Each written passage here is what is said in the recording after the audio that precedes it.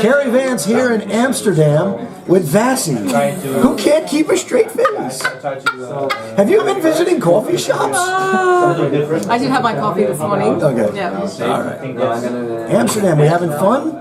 We are. We're having a ball. It started out with us wearing Burger King crowns. You know, I couldn't believe that. As soon as I got off the flight and I texted Crystal, I said, "Where are you guys?" And she's like, "We're at Burger King," and the guys went to Starbucks. And I'm like, unbelievable, typical Americans. As soon as they get off the flight in a foreign country, the first thing they want to do is go to an American establishment. So we put a Burger King crown on Crystal, we put a Burger King crown on VASSY, and we're going to start an online poll. Who looks better in a crown? Right? Oh, you can't do that, because I'm going to let Crystal go. You know. Okay. So now, you know my nickname's Mr. Dance. But I think Crystal Waters might have. She sat in front of me on the plane, and she texted you that I was doing what? Well, she texted me saying, guess whose chair I'll be kicking for the rest of the flight. And then she texted me, she's like, "Damn, that Cary Vance has a heavy hand." Typing away. She goes, "I just found him typing."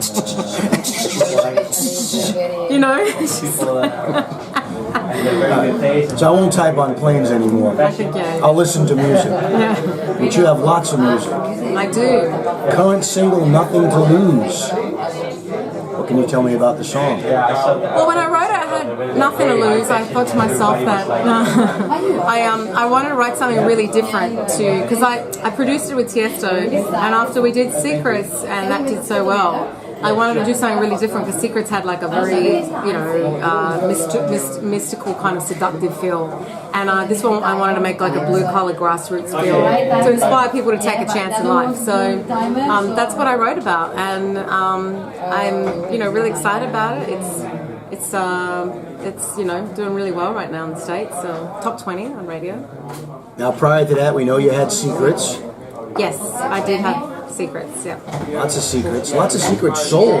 Yeah, Secrets went double platinum, so that was an incredible song. And recently I performed it with Tiesto at Tomorrowland, and we came out and I did like an a cappella version of it at the beginning, and there's like, you know, 300,000 people singing every word. And it was a really cool feeling. Now people went out and really enjoyed your Secrets, right? Yeah. Probably because prior to that you were really bad. I was bad, and then I had Secrets about it. And then you have Nothing to Lose. And now I got nothing to lose. I'm seeing a theme. What's next? I got caught? I don't know. It's like... That's true. I did say to myself, you know, why does it feel so good to be bad? Then I had a secret, and now I got nothing to lose. Okay, so why did it feel so good to be so bad? Because of it going 7 times platinum. That's probably why. But how did you first meet David Guetta to do that song? I never even met Guetta. I had written that song before Guetta existed in my life. And then Guetta heard it and fell in love with it and wanted to put it out. So when I was in the studio with him for the first time, he was so excited, like a kid at the candy store. And he was like, you know, it is going to be an anthem. We will make it like this and da-da-da-da. And he was playing me some of the production, and I was like, wow, this is going to be awesome. I'm like, cha-ching. I'm like, we're going to make money. There's will.i.am was in it. It had that like commercial sound, and I'm thinking, yeah, pop radio. And then at the very last minute, you know, he sent me the final thing, and will.i.am was out, and Showtek had put in, you know, EDM drops, and I was like, what happened? But it ended up being such a genius record. So. And a David Guetta impression was really good. If this music business career doesn't work out, you might have a new career in doing impressions. Impressions, yeah. I'm good with the French accent people. So. Dream collaboration for you? Oh, that's a tough one, but I have to say I'd love to work with Calvin Harris. I'd like to do something with Chainsmokers, and I have been going back and forth on some ideas, but we haven't found that, you know, that magical thing yet. But I've always wanted to do something with Calvin. Now, I know why, but your fans might not know why. VASSY, capital V, capital A, capital S, capital S, capital Y, has to be in caps. Well, that's kind of just how my name is, but I once was looking at it, and when it's in lowercase, you know, because my name says VASSY, it actually has ass in it. And I just thought, you know, it stands out more. So then I was like, you know, I'm going to cap this up. Just to, you know, and I feel like it's better this way because it's more graphic. You don't look at it literally. You just kind of go, oh, it's a square. It's, you know, so I'm more visual. And for me, you know, this happened a couple of years ago, so I just kind of stuck to it. Now, is that around the time? So when you have your label, Kiss My VASSY, yeah, is that all in caps too? No, it wasn't, and that's kind of where it started. And maybe it was like a psychological thing because we were all seeing it that way and reading it that way, and so people would make fun and be like, "Oh, you know, you can imagine the jokes." So then I was like, "Okay, I gotta figure out a way to, you know." So that's kind of why I'm really adamant about it. And where did it all begin for you? It happened when I got kicked out of school choir. I was 8 and I was told I couldn't sing. I knew at that age I had something that was different to the rest of the 24 kids in the choir. The real reason you got kicked out?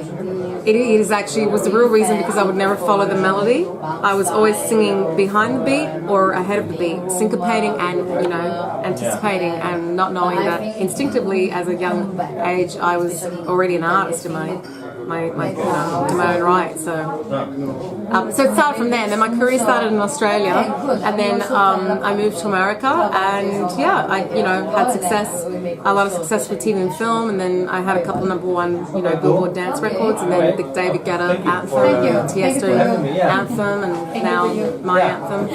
What's the biggest difference between Australia and the United States? First of all, population. We're 24 million. America's over 300 million. Secondly, we're pretty laid back. I think because we're so isolated.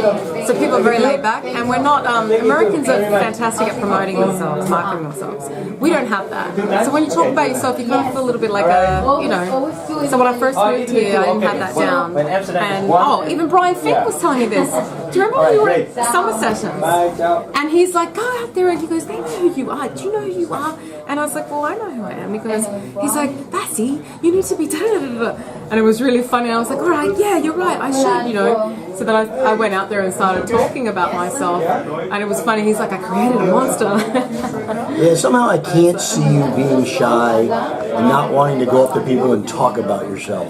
To be honest, I kind of am. I'm not very good at, only if you ask me questions and then, I don't know, I like to make a conversation about the person and ask them, believe it or not. So. What's the future hold for VASSY? I have quite a few great records up my sleeve, and I have, literally. Oh wow, look at that. The left side, more so. And I have a few more hits on the way. So I just, I want to have songs on radio so that people all around the world can hear them and be able to travel more and perform for my fans. I have such awesome fans. They're fantastic, very loyal and loving. What's the craziest thing a fan's ever done? I think, crazy on a stalkery thing or crazy in a nice affectionate way? Nice affectionate. Probably making me beautiful handmade portrait type things of me, but bringing in moments of pinnacle moments of my life. So they've obviously been following me for a while, and then they made a collage, but they hand drew the whole thing, and it was like moments of, like when I got my IDMA awards.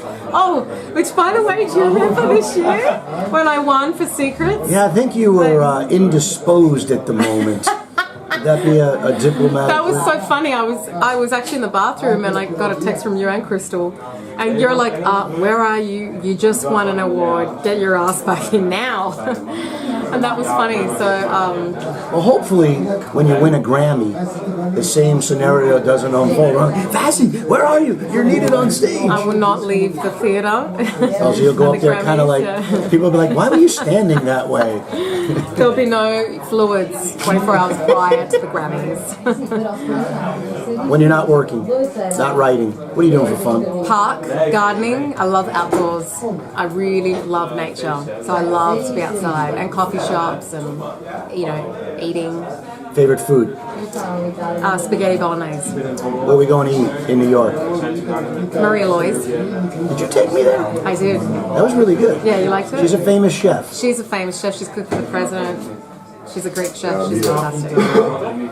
If people want to find out more about VASSY, call Cary on 646. No, follow me. It's just at VASSY everywhere. At VASSY everywhere. I like that. Yeah, you know, like Twitter at VASSY, Facebook at VASSY, SoundCloud. Well, thank you so much for spending a few moments with us here in Amsterdam. I don't know. I talk and she laughs. My pleasure, Cary. It's always. Can I just say you're an awesome dancer. You remember that show you did a couple of weeks ago? I don't think I was. I actually have it on video, and I think we're going to have to go viral. No. And we got many angles. John had a different angle. Brian filmed it. Brittany filmed it. I think we have 7 different angles of you doing That's probably 6 more than anybody ever wants to see.